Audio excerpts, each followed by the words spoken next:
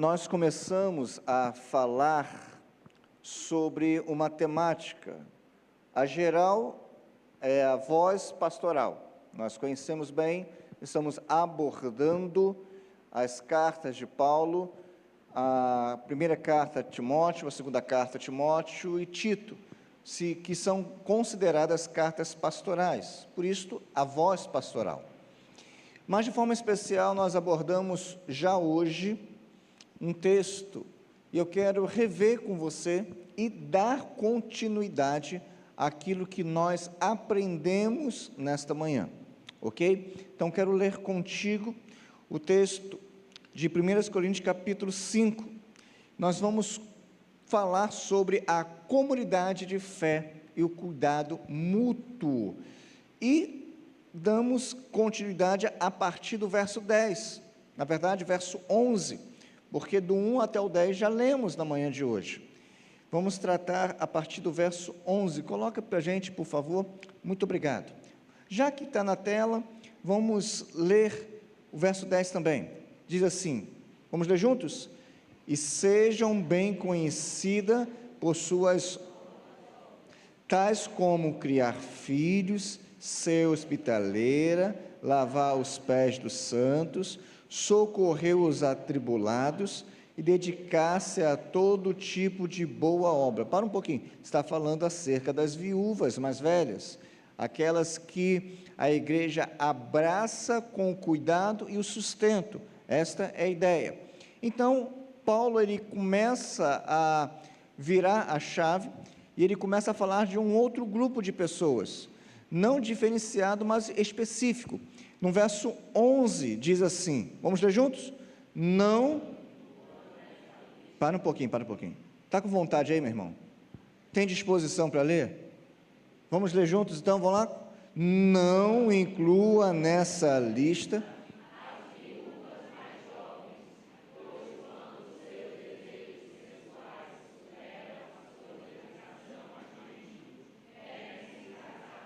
assim elas trazem condenação sobre si. Aí verso 13, além disso, aprenda a ficar ociosas.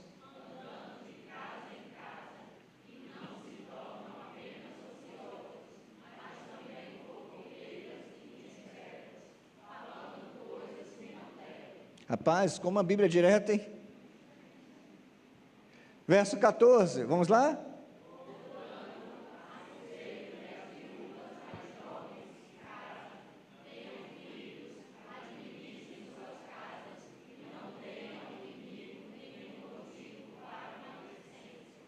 Algumas, na verdade, já se desviaram para seguir a Satanás.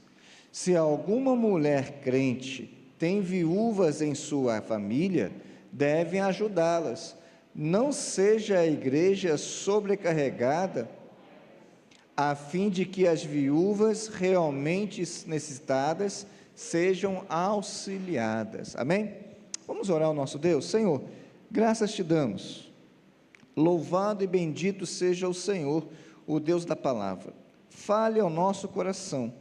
Nós oramos agradecidos, em nome e por amor de Cristo Jesus. Amém? A comunidade de fé e o cuidado mútuo, o cuidado de Deus, o cuidado visível de Deus.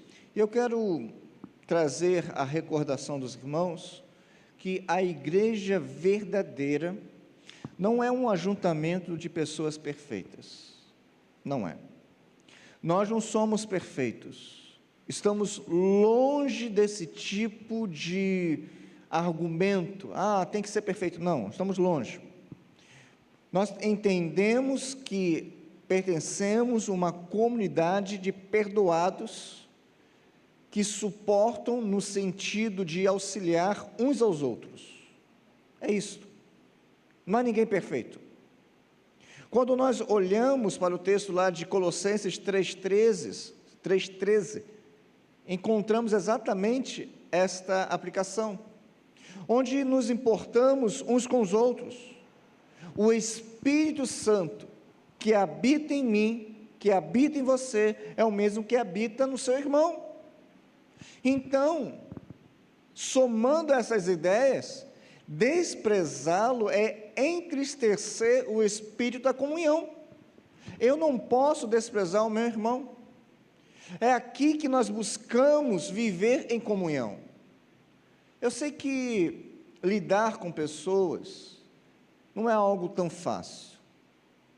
Lidar com pessoas difíceis é algo mais complicado, mas foi para isso que o Senhor nos chamou, porque o Senhor não desistiu de nós. Você não está autorizado a desistir de ninguém.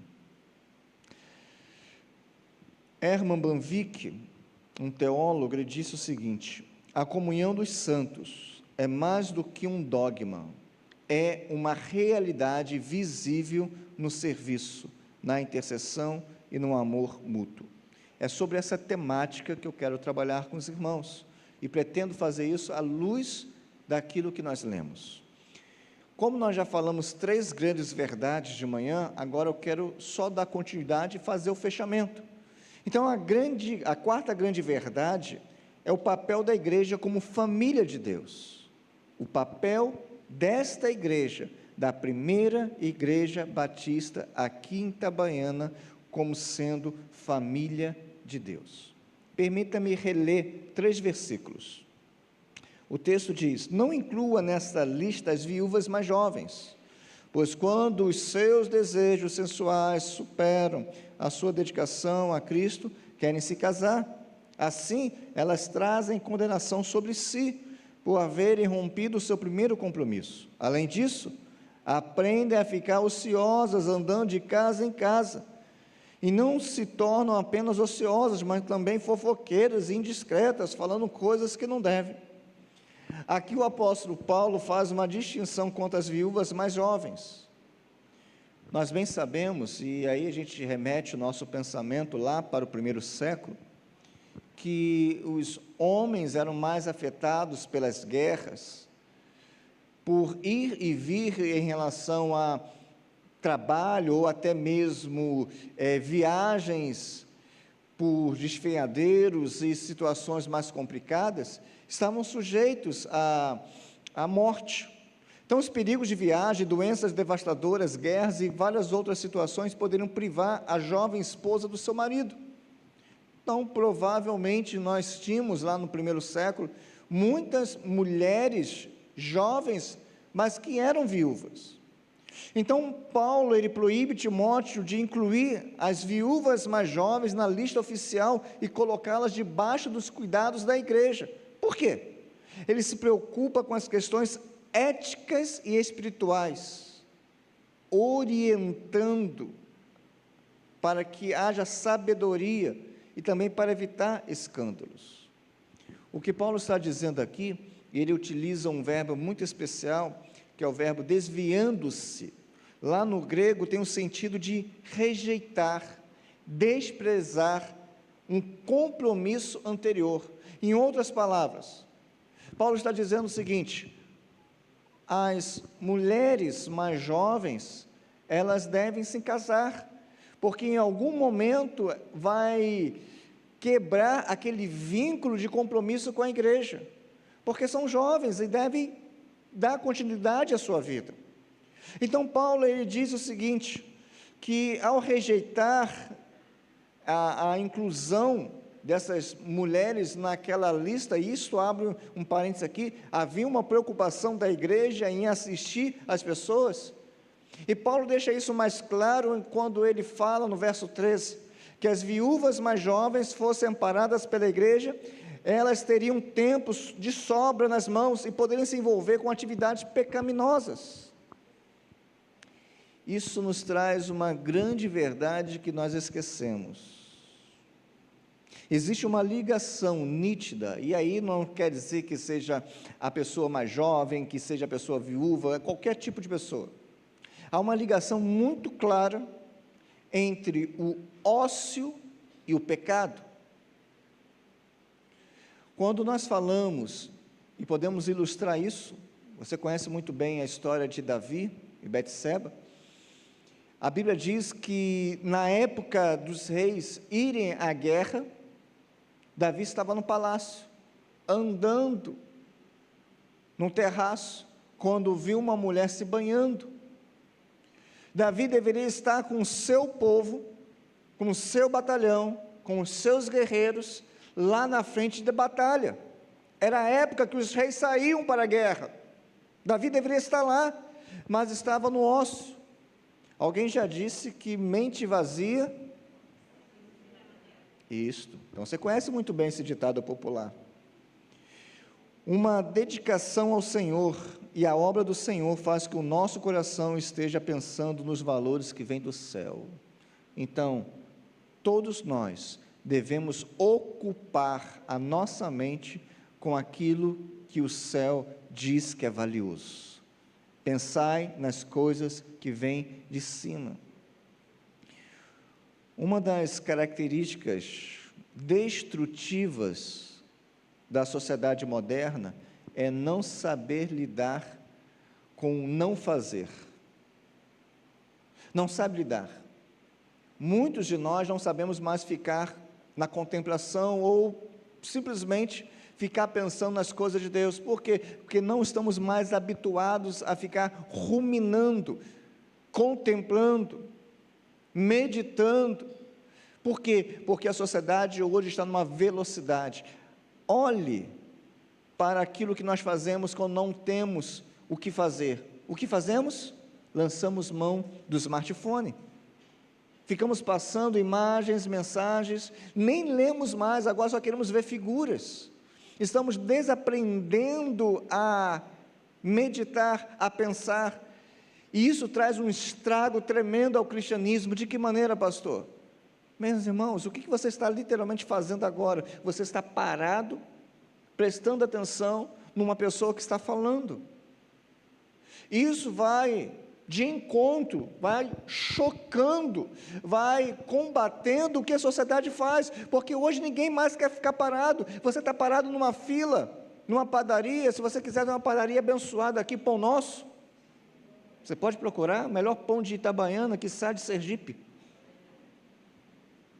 Meu irmão, fica ali parado, você vai mexer no celular, fica no mercado, vai mexer no celular, toda hora, porque não sabemos mais ficar parados.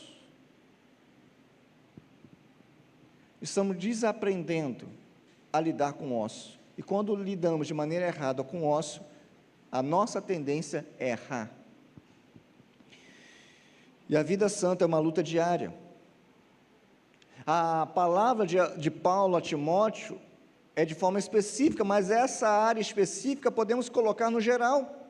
A igreja é chamada a não condenar os que lutam, porque existem muitas pessoas que lutam contra o pecado. Talvez seja você uma dessas pessoas, que esteja lutando contra uma tendência pecaminosa. A Bíblia diz que devemos correr para Cristo, porque ao nosso redor existe um desejo, uma vontade, não somente equivocada, mas pecaminosa. Corramos com perseverança a carreira que nos está proposta, fitando os olhos em Jesus, o autor e consumador da nossa fé.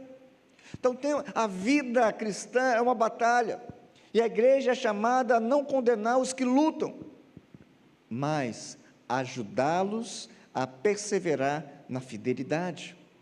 É isto. Joe Owen, no passado, teve uma expressão muito cirúrgica, muito rápida. Olha o que ele disse: mate o pecado, ou ele o matará. Não tem como não olhar para essa sentença. Mate o pecado que está aí no seu coração, tire do trono do seu coração. A santidade não é o caminho para se alcançar Deus, mas a evidência de que Deus já nos alcançou. Somente aqueles que foram alcançados por Deus lutam pela santidade. A graça que salva é também a graça que transforma. Nenhum daqueles que ouviu o chamado de Deus, daqueles que foram convocados pela graça, pelo Evangelho, permanece como foi encontrado. Nós fomos alcançados, e o ato de nos alcançar proporciona a transformação por meio do Espírito Santo. A santidade não é opcional, é para o salvo, é a sua vocação, conforme está escrito lá em Tessalonicenses capítulo 4, verso 7, quando Paulo escreve aos crentes em Tessalônica, ele diz assim: porque Deus não nos chamou para a impureza, e sim para santificação. Ser santo é parecer-se cada vez mais com Cristo. Não sei se você já teve essa oportunidade de ter uma criança crescendo em sua casa, e aquela criança parecer contigo, ou na feição, ou no comportamento, ou em ambas as coisas. E alguém fala assim, que é igualzinho à mãe, ou é igualzinho ao pai. Acontece isso ou não acontece? Sim. Porque quando crescemos, a tendência é estarmos parecidos, ou sermos parecidos com aqueles que nos geraram. Nós fomos gerados pelo Espírito. Cristo morreu, ressuscitou, vive está, e buscará a sua igreja, porque nós somos filhos de Deus, e temos que ser parecidos com aquilo que Deus deixou para nós, como imagem da sua glória, da sua graça. Temos que ser parecidos com Cristo. A santidade é a trilha estreita, onde caminham os que foram justificados. Não há evangelho sem cruz. Também não há salvação sem transformação. Vou viver a minha vida como eu quero, e eu entendo. Não, a sua vida, se foi alcançada pela graça de Deus, ela precisa ser uma vida de identificação com Cristo, uma vida que foi transformada, ou está em transformação constante. Se isso não está acontecendo, é provável que você nunca tenha experimentado da verdadeira graça de Deus. Não sei se você já chegou para pagar com uma compra no supermercado ou em algum outro local, uma loja, aí você sacou aquela nota de 100, ou aquela quase extinta nota de 200, que tem muito tempo que eu não vejo. Eu sei que existe por aí, alguém já disse que existe, mas não. Aí a pessoa, normalmente o caixa, o que faz com a sua nota? Sem constrangimento, levanta a sua nota, olha, e se for mais atualizado, tem uma canetinha que passa. A vontade é fazer a mesma coisa quando entrega a nota para a gente, né? Calma aí, deixa eu ver também. Não. Por quê? Porque aquele elemento é valioso, e a pessoa quer verificar se é real, se é verdadeiro. Você é uma pessoa valiosa para Deus, mas precisa ser um crente real e verdadeiro. É isso que Cristo quer de nós. J.C. Ryle disse certa vez: não há santidade sem esforço. Os que querem ser santos devem lutar. Não dá para vencer essa guerra sem estar no campo, no embate, sem estar guerreando. Talvez você tenha tropeçado ou se afastado do compromisso espiritual que um dia você tomou. O verdadeiro cristão não está livre da batalha, não está, mas foi alistado nela. Você não está isento de combater, pelo contrário, deve combater. A santidade é o seu campo de guerra diário, hoje, amanhã, depois da manhã, todos os dias. Sabe por quê? Porque o cuidado diário de Deus permanece estendido sobre a sua vida. Jonathan Edwards, certa vez disse o seguinte: a verdadeira conversão consiste em uma nova disposição que ama a santidade e odeia o pecado. E a igreja é o lugar de restauração, não de julgamento. Não. Aqui não é lugar de julgamento, porque não somos juízes capazes para julgar. Todos nós somos pecadores, não estamos acima da lei, só existe um que está acima da lei, aquele que criou a lei. O nosso Deus, aquele que tem o poder do julgamento, mas Ele prefere derramar o seu amor por nós, e a Bíblia diz que o seu Espírito foi derramado em nossos corações, e esse Deus, que traz para a gente esta restauração, Ele também nos acolhe, perdoa e renova, porque nós somos seus filhos. Gostaria muito que você saísse daqui com esta grande verdade: não importa o que você fez, importa quem Deus é. Deus é o seu Pai, e Ele te perdoa, Ele cuida de você. Alguns não estão ouvindo esta palavra, alguns estão ouvindo parte desta palavra, mas alguns estão sendo trabalhados pelo Espírito Santo por meio desta palavra. Que seja você aquele que o Espírito Santo está trabalhando. Quinto lugar, em relação ao cuidado mútuo de Deus por meio da igreja, há uma quinta grande verdade. Vamos ler juntos o que diz o texto? Primeira sentença: fortalecendo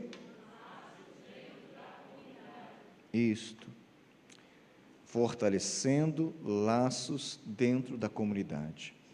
Verso 14 a 16 diz: portanto, aconselho que as viúvas mais jovens se casem, tenham filhos, administrem, melhor dizendo, suas casas, e não deem ao inimigo nenhum motivo para maledicência. Algumas, na verdade, já se desviaram para seguir a Satanás. Se alguma mulher crente tem viúvas em sua família, devem ajudá-las. Não seja a igreja sobrecarregada com elas, a fim de que as viúvas realmente necessitadas sejam auxiliadas. Abra um parênteses aqui antes de começar. É interessante, para não dizer engraçado, que às vezes a pessoa vem ao nosso encontro, ou à nossa casa, e aí a pessoa pede uma ajuda. Não é isso? Você pode me ajudar? Você verifica que é algo real, e você até ajuda. Mas tem casos que a pessoa fala o seguinte: vá lá na igreja. Não, nós não devemos terceirizar aquilo que Deus nos fez para resolver. Se alguém vai até você, você deve ajudar. Como igreja, nós ajudamos na totalidade. E Paulo aqui, ele encerra com um chamado a uma ação. Diz aqui o texto bíblico no geral, que as viúvas mais jovens deveriam se casar, cuidar de suas casas e viver com dignidade. Por quê? Porque deveriam constituir família. Esse é o desejo de Deus, que tenhamos família. Alguns casos, aí são exceções, porque nós sabemos que nem todos vão contrair o matrimônio, mas o natural da vida é o casamento, se unir como duas pessoas e ter uma família, e tudo isso deve ser feito somente no Senhor, como diz 1 Coríntios capítulo 7, verso 39, com essa fala, Paulo desejava evitar oportunidades ao inimigo, deu para entender? O que Paulo está dizendo é algo preventivo. Paulo está dizendo o seguinte: você é nova, ou melhor, Timóteo, existem muitas jovens viúvas na comunidade de fé, incentive que elas venham casar, venham contrair matrimônio, porque vai chegar um momento que, se ela não permanecer firme, ela vai se desviar. E aí vem essa expressão, dar ocasião ao adversário. Paulo está dizendo o seguinte: não dê essa ocasião. E essa expressão é uma expressão militar. A ideia é uma base de ataque. O comportamento cristão sábio fecha portas para o escândalo. Nós precisamos ter uma atitude preventiva. Meus irmãos, vocês sabem muito bem, aqueles que normalmente têm o hábito de dirigir, que dentro do estudo da direção existe algo chamado direção defensiva. O que é isso? É uma atitude que um motorista tem de preservar ele e as pessoas que estão com ele dentro do automóvel, dirigindo, pensando naquilo que o outro motorista poderia fazer. Então você está percebendo que há uma ultrapassagem indevida, e você está na sua pista, e aí você fala, não, vou continuar na mesma velocidade, ele que deu o jeito dele. Vai ter um choque, vai ter um acidente, pode ter morte. O crente precisa ter a sua vida conduzida pelo Espírito Santo, porque quando o crente não tem a sua vida conduzida pelo Espírito Santo, quando ele toma em suas mãos o volante da sua vida, ele não pensa de forma defensiva, porque nós somos agressivos, nós somos assim, nós temos essa tendência, não, ele que deu o seu jeito, eu vou continuar na minha velocidade, ele que saia. Mas não é isso que Paulo está dizendo. Paulo está agindo de forma preventiva para que o evangelho não seja desmoralizado, para que o evangelho não seja alcançado pelas más línguas, para que o evangelho continue sendo imaculado. O comportamento cristão, literalmente, como eu disse, ele fecha as portas para o escândalo. A oração, e diz aqui o verso 14, diz assim, sejam boas donas de casa. Essa deve ser a oração. Literalmente quer dizer o seguinte, governem o lar. Aí eu quero falar de forma um pouco mais direta. As esposas. A esposa deve administrar os assuntos da casa, e o marido deve confiar que ela fará a sua parte. Leia Provérbios 31, especialmente do verso 10 ao verso 31. É evidente que o casamento é uma parceria, todos devem entender isso, é uma parceria, mas cada cônjuge deve e tem que ter ali uma atuação, uma esfera específica de responsabilidades, e uma responsabilidade não é melhor do que a outra, não é mais importante do que a outra. Vejamos, eu falo por mim, porque eu conheço irmãos aqui que são bem capacitados nessa área, mas poucos homens conseguem fazer em uma casa o que as mulheres fazem, poucos. Alguns conseguem limpar, alguns conseguem cozinhar muito bem, alguns conseguem limpar muito bem, mas o conjunto da obra, poucos fazem. Por exemplo, quando a esposa adoece, é um caos, é ou não é? É complicado demais. Perguntas simples surgem, onde está o sal? Por exemplo, nós não sabemos muitas coisas dentro da casa. Certa vez, quando eu fui utilizar a máquina de lavar, eu liguei para a Cleide, ela estava viajando, eu falei assim, como que funciona isso? Sabe? Irmãos, é complicado. Então, nós descobrimos rapidamente que essas atividades ficam fora de nossa esfera de ministério, é complicado. Cada um tem a sua esfera de atuação.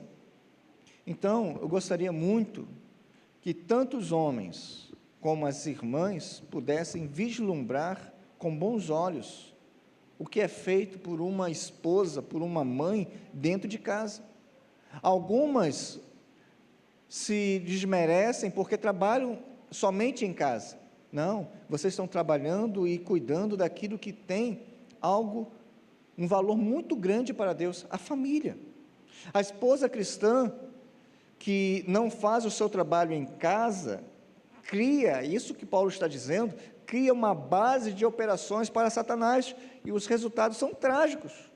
Nós podemos falar do marido, podemos falar lá do esposo ou do pai que não quer nada com o trabalho, podemos abordar essa temática, seria justo, mas a Bíblia nesse momento fala do papel da mulher. Então, pense o seguinte, minha irmã, você que exerce o ministério do lar, você está sendo abençoada por Deus, por algo tão digno, tão honroso. Eu sei que existem irmãs que precisam trabalhar fora, ok? Eu digo, precisam trabalhar fora, Mas se você não precisa trabalhar fora, continue trabalhando dentro da sua casa, porque o seu lar é uma dádiva de Deus. Eu vejo com muito bons olhos as irmãs que conseguem trabalhar somente dentro da sua casa. Por que eu digo isso? Porque não é errado, não é necessariamente errado ter as coisas que o dinheiro pode comprar, não é errado, desde que não se perca as coisas que o dinheiro não pode comprar. Entenda isto. Quem trabalha simplesmente para obter luxos, está errado, mas quem trabalha para ajudar e compor o sustento, está certo. Não é demérito algum para que as irmãs ou as irmãs que optaram em viver no lar, pelo contrário, é uma grande dádiva para a família normalmente. Normalmente a família é abençoada. E uma das formas das esposas ou das mães em dar um bom testemunho para os que estão de fora é administrar muito bem a sua casa. É isso que Paulo está dizendo. Paulo está dizendo sobre o trabalho. Então Paulo conclui reafirmando as responsabilidades das mulheres crentes como viúvas da família. A igreja, ela deve ser uma comunidade de atenção comunitária. Temos que olhar no geral. Não podemos olhar de forma fracionada, só vou olhar para isso, não. Paulo está mostrando a Timóteo como pastorear, e está também me ensinando, e está também te ensinando a como lidar na igreja. Paulo, ele começa a fragmentar no sentido de apontar para cada área. Ele começou falando dos idosos, ele falou das meninas mais novas, ele falou das mulheres mais idosas que são viúvas, das viúvas mais novas. Paulo, ele começa a tomar ali um esboço, dizendo o seguinte: preste atenção em todos. É lógico que é uma tendência nossa ter maior relacionamento com aqueles que nós nos identificamos, mas igreja não pode ter panelinha, não pode ter grupinho. Igreja, se tem panela, a tampa tem que estar aberta, para todo mundo entrar na mesma panela. Essa é a ideia. O amor fraternal não é uma opção moral, mas uma evidência do novo nascimento. Quem foi unido a Cristo foi também unido aos seus irmãos. Esse é o vínculo que o Evangelho exige de nós. É um vínculo que exige cuidado, graça e serviço mútuo. Jonathan Edwards disse o seguinte: onde há abundância de amor cristão, há liberalidade na ajuda aos necessitados. Nós falamos sobre isso de manhã. Cuidar dos irmãos é cuidar do próprio corpo de Cristo. Há indiferença em uma negação prática da comunhão dos santos. A igreja, eu gosto muito desta fala, a igreja é a nova humanidade recriada em Cristo, onde cada membro é vital para todo. Nós olhamos o seguinte: Deus recriou a humanidade, e essa humanidade foi recriada em Cristo. O amor visível entre os cristãos é a maior apologética que temos diante de um mundo descrente. Se eu amo verdadeiramente o meu irmão, eu estou defendendo a fé que há em Cristo Jesus. O meu desejo é que você saia daqui amando mais a igreja de Cristo, que você saia daqui vivendo mais esse amor. Não abandone, não abra mão das pessoas que Deus colocou ao seu redor. E concluo dizendo o seguinte: aqui em 1 Timóteo capítulo 5, nós enxergamos que Deus cuida de nós. E de que maneira? Através da igreja dele, que deve ser uma igreja amorosa, organizada, responsável e cheia de compaixão. Pastor, eu não vejo isso na igreja. Nós precisamos primeiro ver isso em nós. Nós somos a igreja. Se você não vê isso na igreja, é porque provavelmente você não está vendo isso em você. À medida que eu me comporto com mais amor, à medida que eu vivo mais a paciência, mais o amor mútuo, esse meu comportamento vai influenciar o comportamento da igreja. Que a igreja seja um lugar de cura, que a igreja seja um lugar de família de verdade, que a igreja seja um lugar do sinal da graça redentora de Deus. A igreja não é perfeita, você sabe disso, não sabe? Porque nós não somos perfeitos, mas é um lugar onde a graça de Deus encontra por meio das mãos humanas, encontra o quê? Encontra o amor de Deus. Que o Senhor seja louvado por meio da sua vida, que amemos com a medida que Cristo nos amou, que o perdão seja vivido como vivemos o perdão de Deus, nos ensine a comungar, não somente a fé ouvida ou falada, mas a fé prática, que eu viva e que você viva também esta fé. Vamos orar ao nosso Deus? Feche os seus olhos e entenda que Deus nos chamou para vivermos uma comunidade de fé, onde o cuidado precisa ser mútuo. Senhor nosso Deus e Pai, obrigado por sua graça e misericórdia. Toma-nos, ó Pai, em tuas mãos. Que o seu amor seja visto em nossa vida. Que em nome de Cristo Jesus, tenhamos do Senhor a força e ao mesmo tempo o desejo e a capacidade para vivermos o Evangelho prático, o Evangelho que a Tua Palavra nos traz. Nos leve, Deus, ao caminho estreito da santidade, e que nesse caminho nós não venhamos abandonar aqueles que estão lutando, e nem julgá-los, mas amá-los, e estender as mãos. Nos ajude como igreja, a vivenciar aquilo que foi dito por meio da Sagrada Escritura, que o nosso olhar venha contemplar a todos, desde o mais novo até o mais idoso, que o seu nome seja exaltado e bendito. Por meio das nossas atitudes, nós oramos em nome e por amor de Cristo Jesus.